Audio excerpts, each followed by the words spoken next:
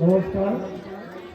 আমাৰ আজি গৃহ যে ভাগৱত আৰু কথা ভাগৱত ব্যাখ্যা পণ্ডিত শান্তিৰাম অধিকাৰী ডাঙৰীয়া আৰু তেখেতৰ লগত সহযোগ কৰা অন্যান্য পণ্ডিতসকল আৰু ইয়াত উপস্থিত আমাৰ ভক্তপ্ৰাণ ৰাইজ আৰু এই গৃহস্থ আপোনালোক সকলোকে আমাৰ তৰফৰ পৰা আন্তৰিক শুভেচ্ছা আৰু অভিনন্দন জ্ঞাপন কৰিছোঁ।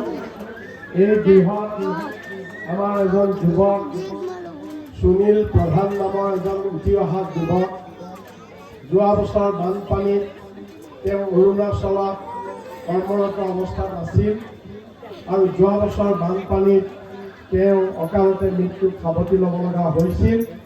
এটা অতি দুখজনক ঘটনা এই পৰিবাৰত হৈছিল আৰু তেওঁৰ আত্মাৰ শান্তিৰ কাৰণে আজি ইয়াত গৃহস্থই এই অখণ্ড ভাগৱত আয়োজন কৰিছে।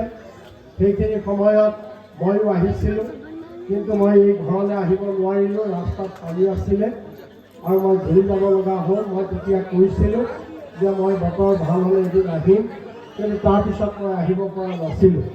আৰু যেতিয়া মই খবৰ পালোঁ যে আজি ইয়াত এই ভাগৱত তেওঁৰ স্মৃতিত ইয়াত ভাগৱত আয়োজন কৰিছে, গতিকে মই আহিম বুলি মই ঠিক কৰিলোঁ আৰু সেইকাৰণে আজি বহুত কষ্টৰ মাজেদি গুৱাহাটীৰ পৰা ইয়াত আহিছোঁ।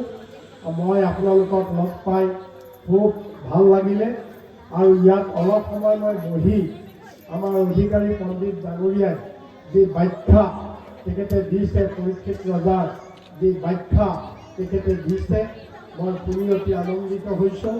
আৰু মই আশা কৰোঁ এই ভাগৱত যি উদ্দেশ্য ইয়াক আয়োজন কৰিছে আমাৰ সকলো ৰাইজৰ, বাকৰি দলনি ৰাইজৰ, সকলো ৰাইজৰ আৰু এই পৰিয়ালৰ যাতে শান্তি হয়, মংগল হয়, ভগৱানে তেওঁলোকক শান্তি দিয়ে, অহা দিনবিলাকত যাতে তেওঁলোকে সুখে শান্তিৰে বাস কৰিব পাৰে, সকলো দুখ তেওঁলোকৰ ভগৱানে দূৰ কৰি লৈ যাওক।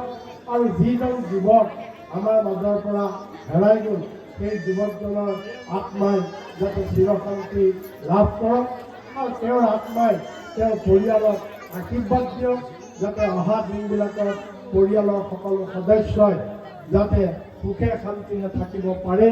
এই দুআষাৰ কৈ আপোনালোকৰ সকলোকে আকৌ এবাৰ মোৰ সেৱা জনাই আৰু আমাৰ ভাগৱত পণ্ডিত অধিকাৰী ডাঙৰীয়াক মোৰ সেৱা, মোৰ নমস্কাৰ জনাই মোৰ বক্তব্য সামৰণি মাৰিছোঁ। নমস্কাৰ। জয় ভগৱান, জয় ভগৱান। আমি সবাই হাত